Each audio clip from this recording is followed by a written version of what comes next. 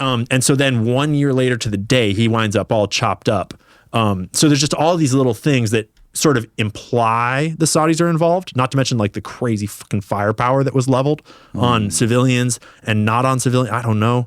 Dan had a really great theory that sort of like a lot of the conspiracy theorists theorize that these helicopters are out there having like they're shooting at the civilians and they're shooting at the structure on top, the penthouse or something. And maybe there is like in some of those autopsy reports that people eventually got access to, there are people that were shot directly down through the top of their head. Really? Yeah.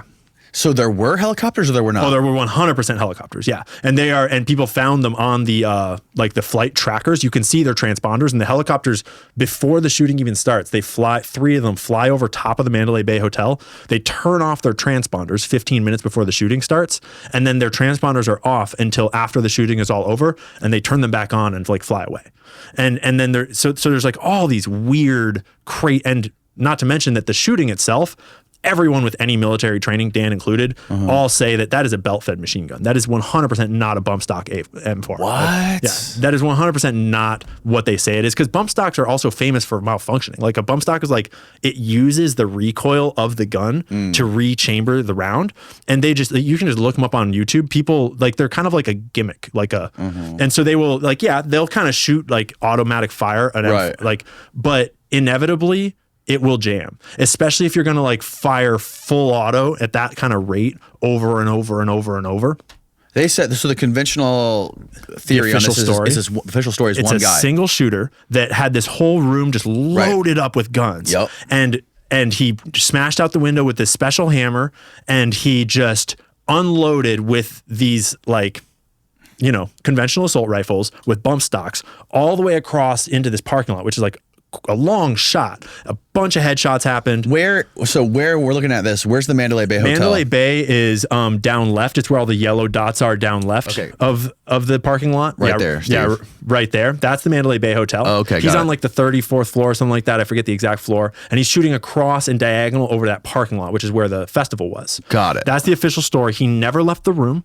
He shot 12 volleys and maybe some like bolt action rifle and stuff. And then he committed alone in the room with no one there, an hour before the police even got to his door, with an arsenal of ammunition and weapons all around him still ready to go. He just was like, I'm bored and I'm tired and I'm out. And he shot himself, allegedly. Was there any evidence that anyone was in there with him? Yes, lots. There was so in the hotel records, there was three women, I think two, actually like staying with him in that hotel room on the hotel records. But so there's all these inconsistencies. That doesn't make any sense. But and then like they have the photo of him dead, like the crime scene photo, and it's pretty visually obvious that what you are looking at is a dude with a fresh blood, like bullet hole in his head with fresh blood pooling on top of a dried blood stain. It's like clearly two different colors of blood happening here. Oh shit. Right in the forehead? You don't really see the bullet hole, right. but there's also a lot of evidence that the windows were not actually smashed out. Like the photos of the crime scene that show the hammer and the smashed glass that are like, look, he busted the window with his hammer. Yeah. They don't really look like what's on the police body cams that got leaked or released of the cop that entered the room with all the cops. So there's all these inconsistencies. But then all around Las Vegas, there's all these 911 calls of people that are saying that they either are seeing people running with guns through these hotels, or they're hearing shots in hotels that are like 3 blocks up the strip, like at the Tropicana. The Bellagio has like 10 different calls in it of people saying that they heard a shot inside the Bellagio, and that there's like people freaking out. There are people that work at the hotels. There's cops that got handed like an automatic pistol was found on the ground, and a civilian picked it up and was like, this doesn't belong here, and handed it to a police officer like, hey, I found this. There's like all these fucking weird anomalies all over Vegas, like super far away from Mandalay Bay. And it's not necessarily like, some of that might be people that are just freaking out. Some of it might be people that are hearing echoes. Right. But a lot of those 911 calls happened like long after the Mandalay Bay shooter had stopped shooting. And they're reporting like, I heard there are 5 shots I just heard in this lobby of this hotel. And when you go through enough of this sourcing, you start to realize like, this is so beyond suspicious in so many ways.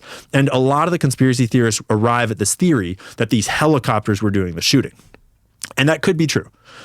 Dan kind of redirected me. Right? For what?